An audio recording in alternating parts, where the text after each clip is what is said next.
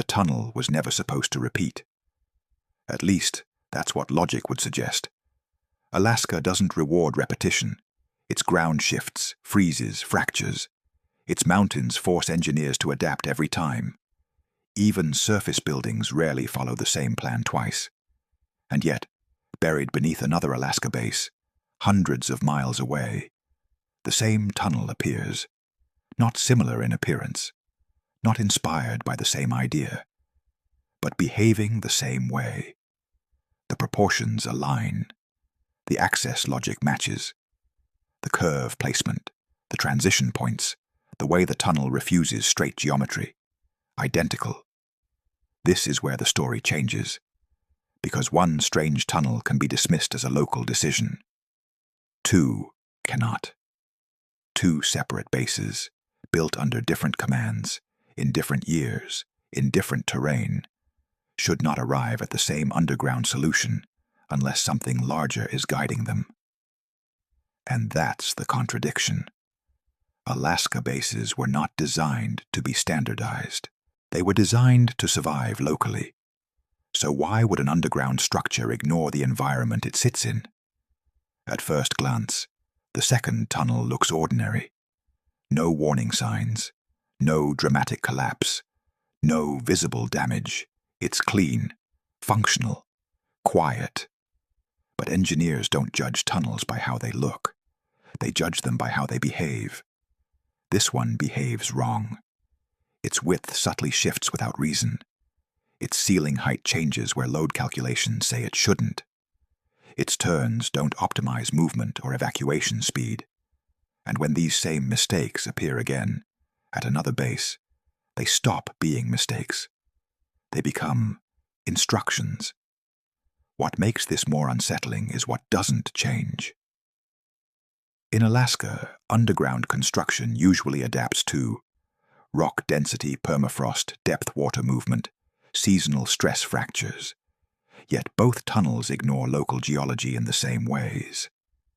That suggests the design wasn't optimized for the ground. It was optimized for something else. At this point, a new viewer might assume this is coincidence. After all, military engineers reuse ideas all the time. But reuse isn't duplication. Military reuse adapts. It improves. It responds to failure. This doesn't. These tunnels don't evolve. They repeat. Which raises a quiet but dangerous question. Why would the military repeat a non-standard underground design in one of the most hostile construction environments on Earth? The answer doesn't lie in secrecy alone. It lies in risk. During the Cold War, Alaska wasn't just a location. It was a buffer, a delay, a place where response time mattered more than defense. And tunnels in Alaska weren't built for convenience. They were built for scenarios planners hoped would never happen. The second tunnel forces us to reevaluate the first, because if two bases share the same underground logic, then the tunnel wasn't designed around a mission. It was designed around a condition. And conditions don't belong to one base. They belong to regions. So before asking what the tunnel was for, there's a more important question to answer. If this design was repeated, what regional failure were they preparing for? When standardization becomes a warning. Standardization is usually a strength. In military systems, repetition means efficiency. Training becomes easier. Maintenance becomes predictable. Logistics stabilize. But underground, standardization becomes dangerous. Identical systems are easy to map, easy to predict, easy to neutralize. Cold War planners knew this. They deliberately avoided repeating sensitive infrastructure unless the benefit outweighed the risk.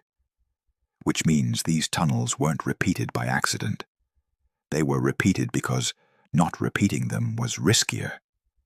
That flips the logic. Instead of asking, why copy the tunnel? The better question becomes, what happens if this tunnel doesn't exist everywhere it's needed? To understand that, you have to stop thinking of the tunnel as a path, and start thinking of it as a control space. These tunnels don't prioritize speed. They don't prioritize mass movement. They don't prioritize evacuation. Their dimensions restrict flow. Their curves slow orientation. Their access points limit who can enter and when. That's not how escape routes behave. That's how regulated environments behave. When the same restrictions appear at another base, the implication is unsettling. It suggests that people in completely different locations were expected to operate under the same underground conditions. Same timing, same procedures, same assumptions about what was happening above ground, which implies coordination, not between bases, but between scenarios. And those scenarios weren't hypothetical. Alaska faced unique threats: delayed communication isolation from Continental Command, extreme weather disrupting surface movement. If surface systems failed, underground continuity became the only option. But continuity of what? Not weapons, not troops, not civilians. Continuity of function. These tunnels don't lead outward, they lead inward, to stability. They preserve something long enough for decisions to be made. And that's where the repetition makes sense. If multiple bases were expected to face the same kind of isolation at the same time, then each base would need the same underground behavior. Not because they shared a mission, but because they shared a moment. This also explains why documentation becomes thin. Standardized systems tied to emergency conditions don't live in public records. They live in contingency planning. And contingency planning rarely survives declassification intact.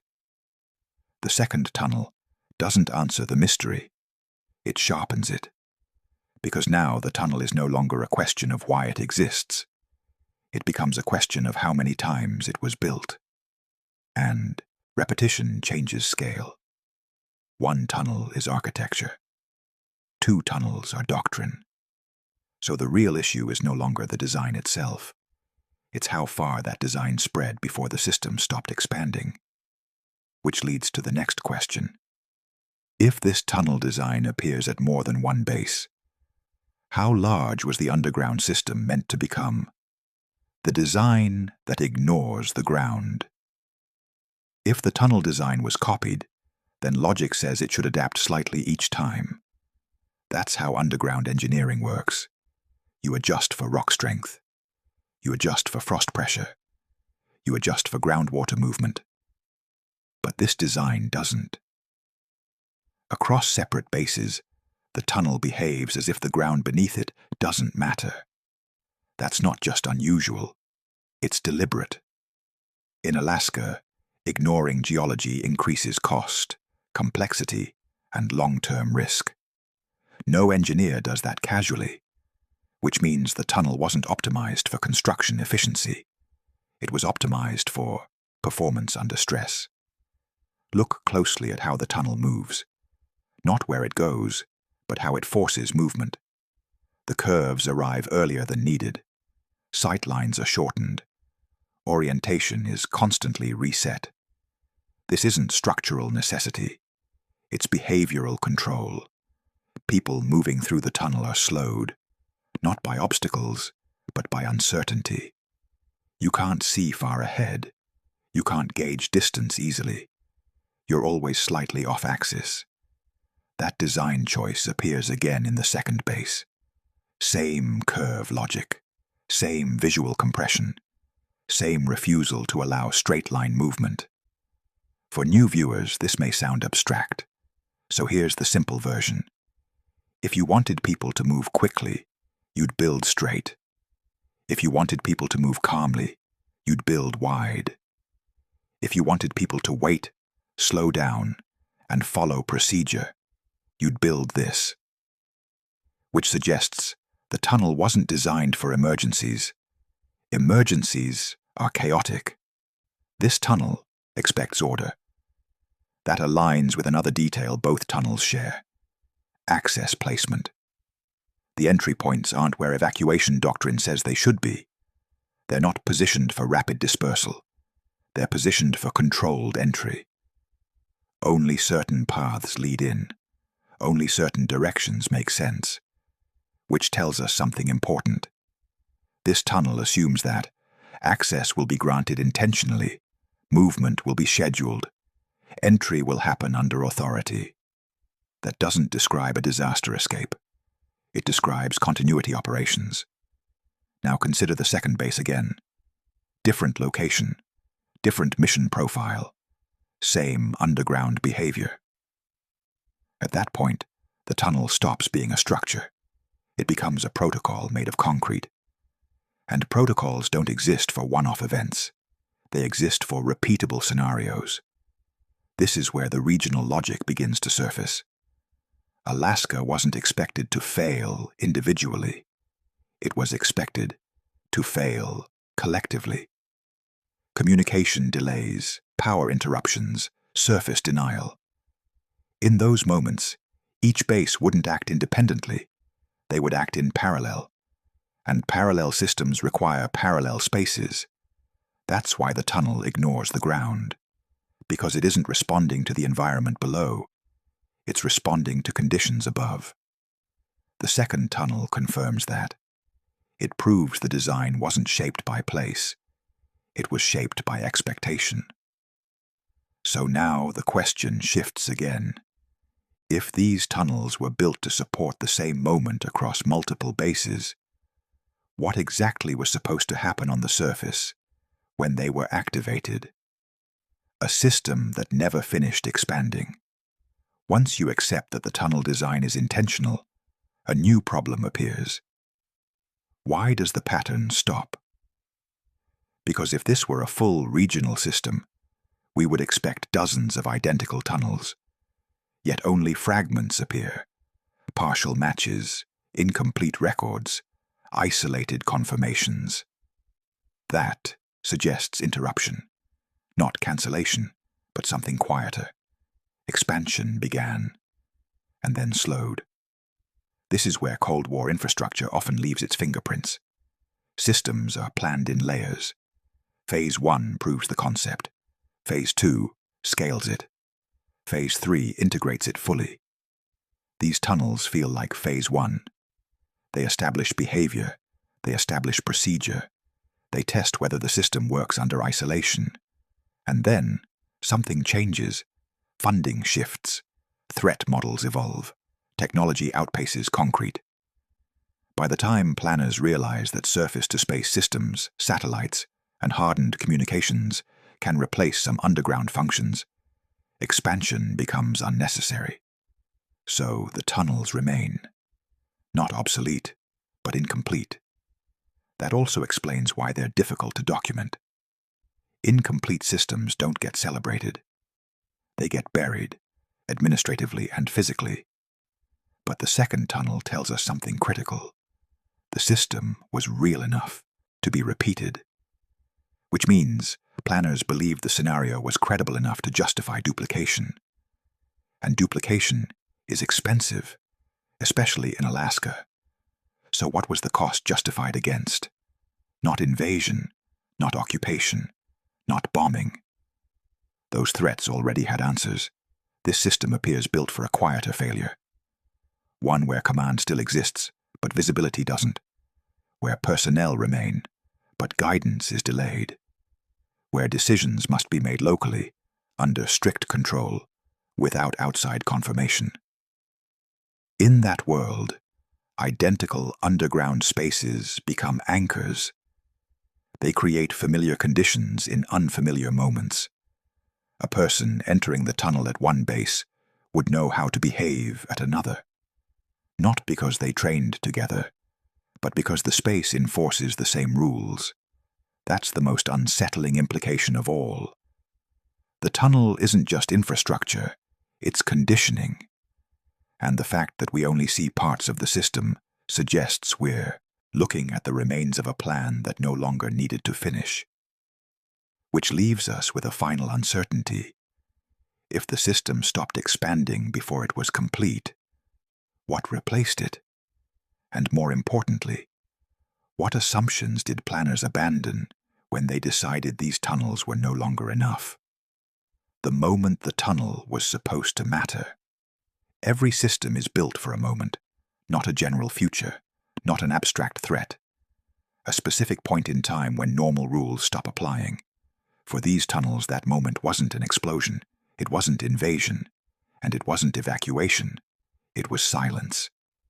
Cold War planners feared noise, radio noise, radar noise, movement noise. But the most dangerous condition wasn't chaos. It was quiet failure. A scenario where no clear attack is confirmed, no evacuation order is issued, no higher command responds on schedule. In that gap, bases don't fall. They hesitate, and hesitation is lethal to command systems. This is where the tunnel finally makes sense. Look at what it doesn't do. It doesn't rush people underground. It doesn't move large groups quickly. It doesn't prioritize speed, light, or openness. Instead, it creates delay. Delay to verify. Delay to assess. Delay to wait for confirmation that may never arrive. In Cold War continuity planning, delay wasn't a flaw. It was a buffer. If a base lost external contact, the worst possible reaction was immediate action based on incomplete information. So planners designed spaces that slowed decision-making, just enough to prevent irreversible mistakes. The tunnel is that space. Its geometry forces people to pause. Its layout prevents crowding. Its limited access points restrict who can enter and when. This isn't about protection from attack. It's about protection from premature response.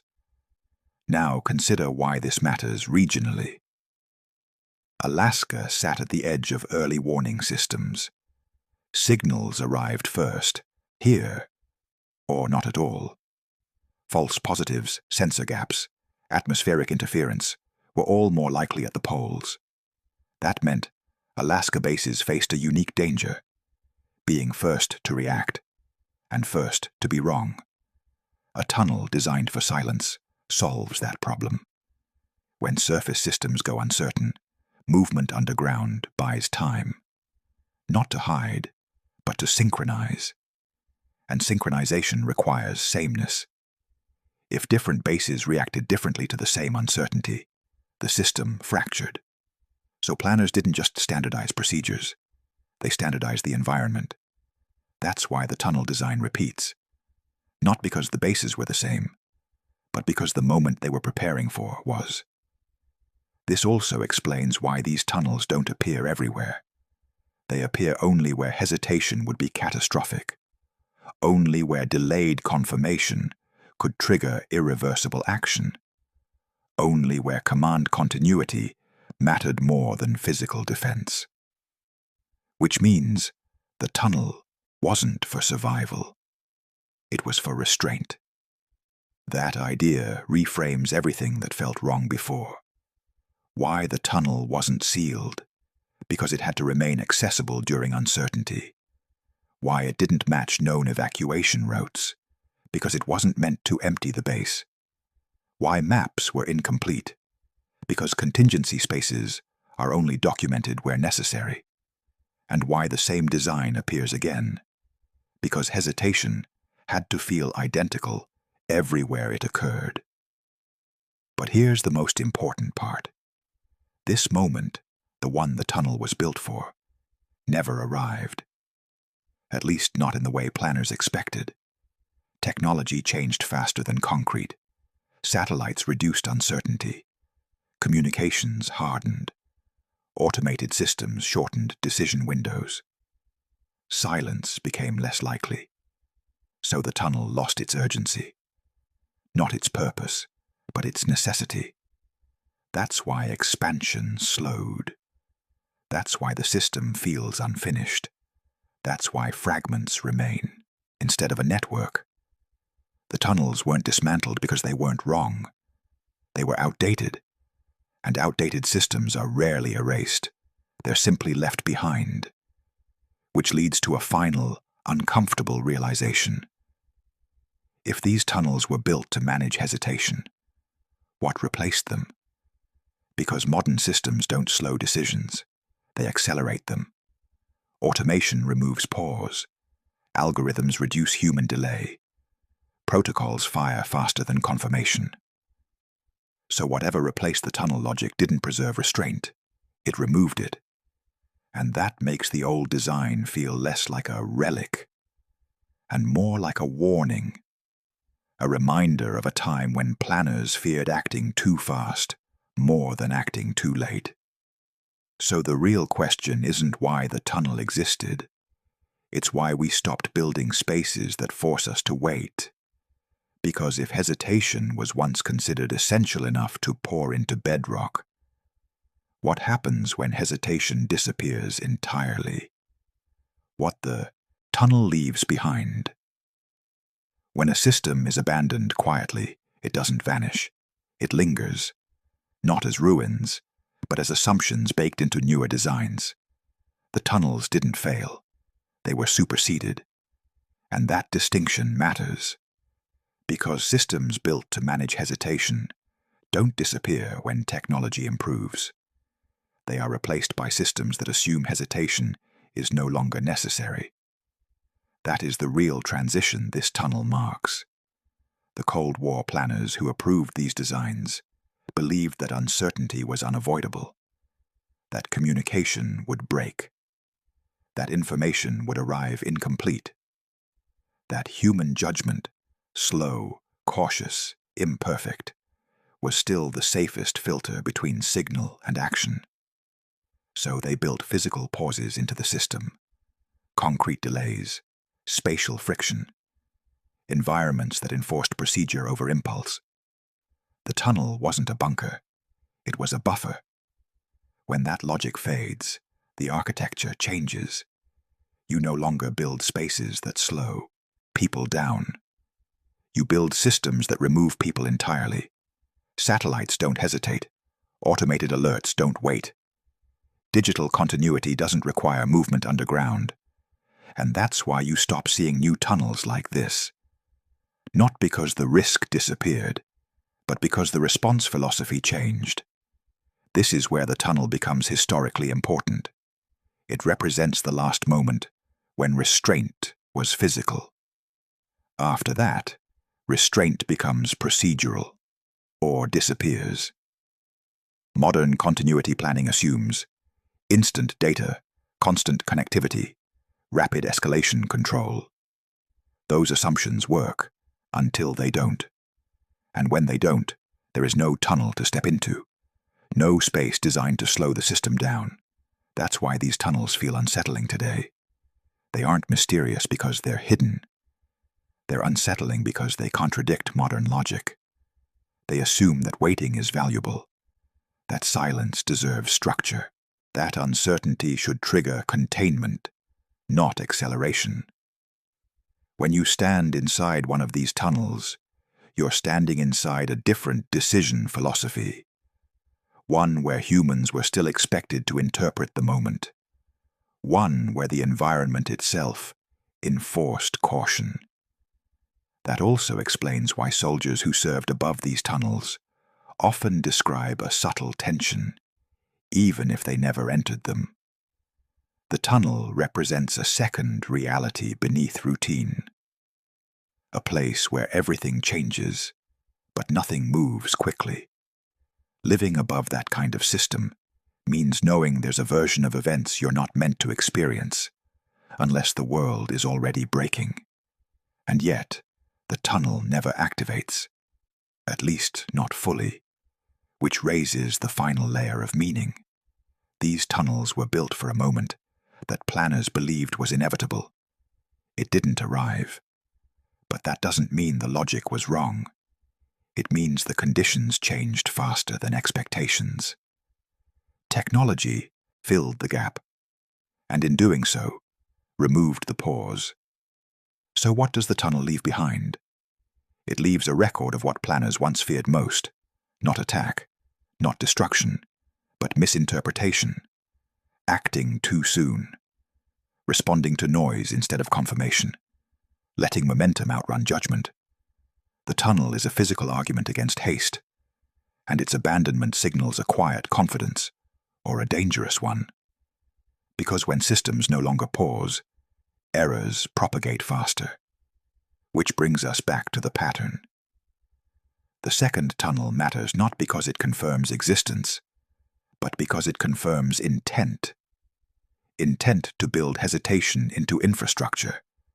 Intent to slow the system down long enough for clarity to emerge. Intent that was later replaced, not disproven. So when we ask why the tunnels were never fully erased, the answer is simple. They weren't mistakes. They were reminders. And reminders are only uncomfortable when their lesson still applies.